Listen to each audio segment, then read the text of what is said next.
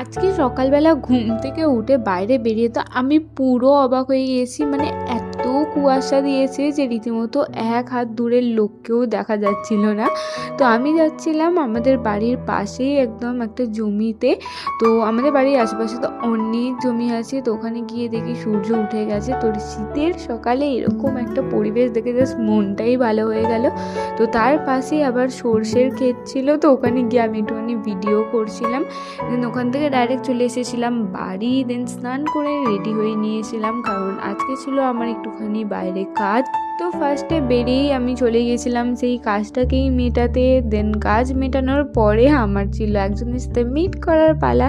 তো আমি তার সাথে মিট করে দেন বাড়িই চলে আসছিলাম। তারপর আবার বড়দি ফোন করে বললো যে আমাদের এখানে মেলা হচ্ছে, চলে আয়। এই মেলাটা ওদের ওখানে প্রত্যেক বছরই হয়, কল্পতরুর মেলা। তো ওখানেই গিয়েছিলাম।